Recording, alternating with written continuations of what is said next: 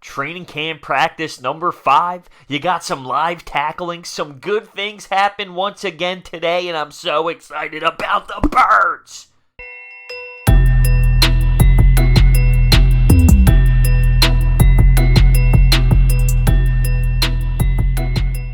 What is going on, everyone? Some good things happened today out there on the football field, and it started with the offense. It started with Carson Wentz. Now, of course, there is still some timing issues going on, and there's still some timing issues that are happening with Carson Wentz, but that's what happens with any quarterback when it's late July in training camp. But with that being said, Carson Wentz went 22 of 29 today with a touchdown. He did throw an interception, and he started out the day 10 consecutive passes completed. So there was definitely some positivity when it comes to what Carson Wentz was able to do today. Now, the one big play that everyone's talking about was sort of a fluke. He tried to throw a ball to Nelson Agholor. It got tipped up, and JJ Arcega Whiteside took it 80 yards to the house. So you finally hear JJ Arcega Whiteside's name, which is good. And a lot of the reporters were claiming, they knew that he was going to be solid when it comes to his hands and his ability to block people out and use his body to his advantage. But his speed was really on display in that moment as Rasul Douglas tried to make a diving effort to make the tackle, and he wasn't able to do so. So the speed was on display, and that's just fantastic to hear. Now, it's funny because Doug Peterson in that moment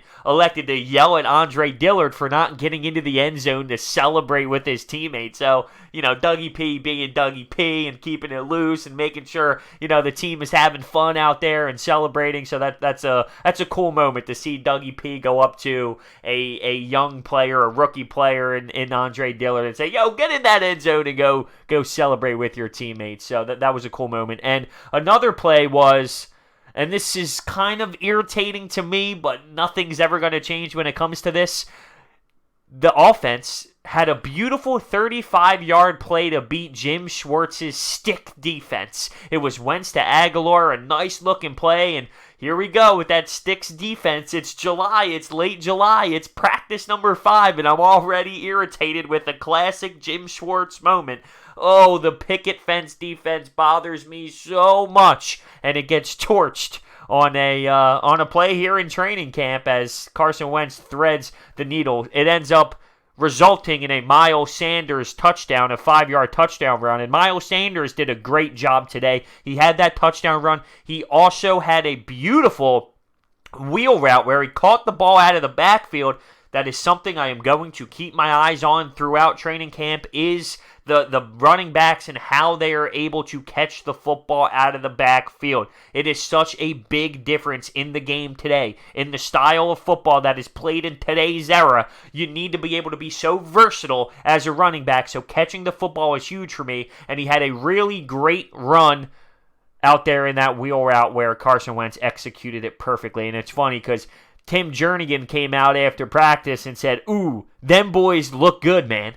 Him with the gold teeth too. So he's saying it with some swag there in the post practice interviews there, and he was having a good time with it. And speaking of Tim Jernigan as a whole, he's been great. He's been getting in the backfield. He's been causing some ruckus there in the line, in the trenches, and he's been getting himself in the backfield to make some plays. So great for Tim Jernigan. He was always someone that I really liked, and I was thrilled when he came back because I thought Fletcher Cox thrived with Tim Jernigan. Well, now we have Fletcher Cox, Malik Jackson, and Tim Jernigan in there. So, being able to rotate them is going to be phenomenal to see.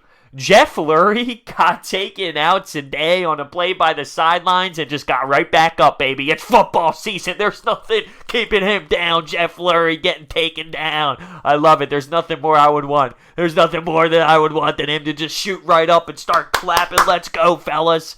That's what it's all about. That's your ownership. That's your ownership setting the tone.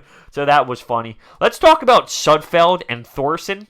Not good days. Not good days. And realistically, not really strong at all of them.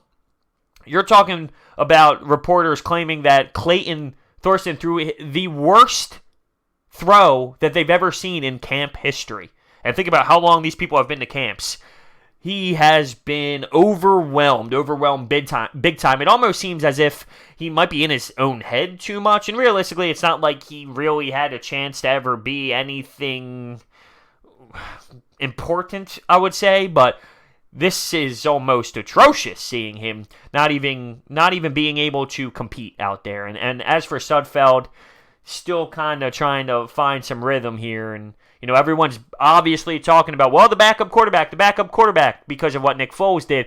But realistically, that's flawed, because when you go to your backup quarterback, right, most of the time, you're screwed. Yeah, it happened with Nick Foles. Yeah, it's happened before in the NFL, but look at the statistics. Look at the percentages. When you have to go to your backup, you're realistically screwed as it is. So I don't really care who's back there, because if we're on them, that means, I'm not going to go there, but that means we're screwed as it is.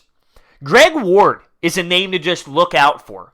It's a name that has been making some noise, and he's been really good in the slot. And one thing that is being reported is he's not making these flashy plays, diving plays, insane catches, but he's doing the little things right. He's catching the football. He's doing everything professionally, if that makes sense. And it's just getting noticed how solid it's been. He's been comfortable catching the football. He's been comfortable making the simple plays. And sometimes that goes very noticed. So keep that name in your mind. Sidney Jones, he's struggled with Deshaun Jackson, but realistically, who hasn't struggled with Deshaun Jackson?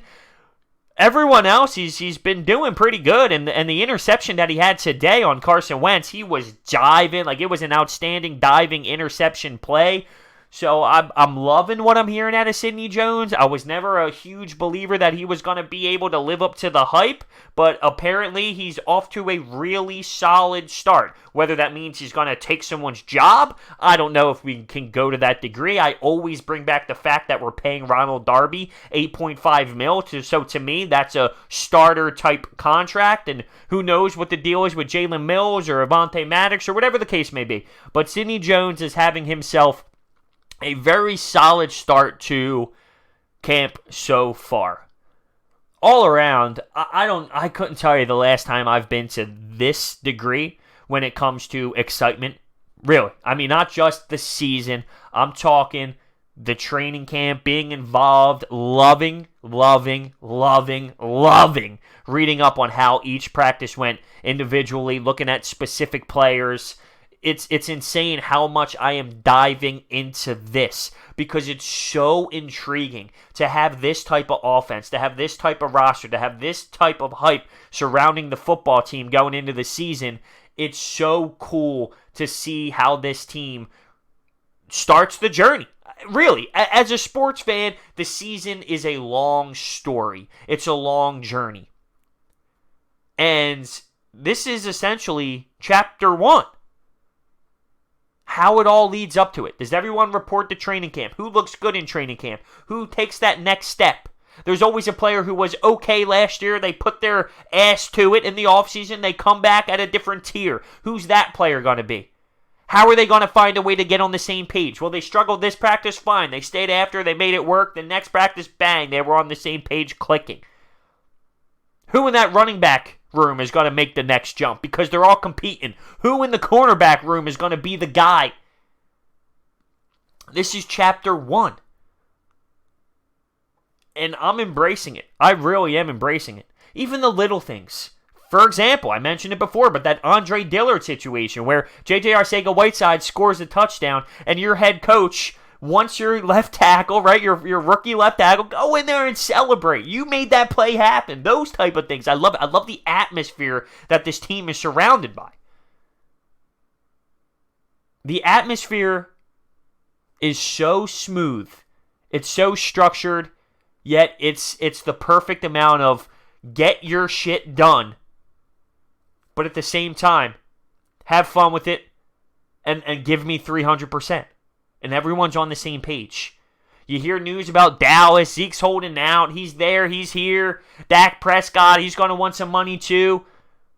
There's controversy out there with Melvin Gordon, right, with the Chargers. Michael Thomas in the New Orleans. We have players too now that want money. We have players too that want a new contract. But guess where they are? They're at camp. They're at camp. Because that's the type of culture that is in Philadelphia right now. And then I look at things like the Phillies, and they are pissing me off. And their upper management is being questioned. They're a joke. And I compare it to what's going on right now with the Eagles. And it's night and day, and it makes me appreciate it. And it makes me love this type of stuff even more. So, day by day, this team gets better. One day better, right? Doug Peterson's big with that. That and ice cream, of course. It's so funny. I am such a huge fan of Douglas Peterson. Visor and all. It's going to be a fun time. It's going to be a fun time. So I want to know down below in the comment section your thoughts on Wentz, Aguilar, everything that I stated today. Tim Jernigan, Jeffrey Lurie going down, our backup quarterbacks, right? How's that been? Not really good. Miles Sanders. I want to hear your thoughts. Now it's an Aguilar. It's so awesome where this team is. It's so awesome. The expectations are high, but I trust that this organization is in good hands and they're able to live up to the hype. With that being said, thank you guys so much for watching. I will see you next time.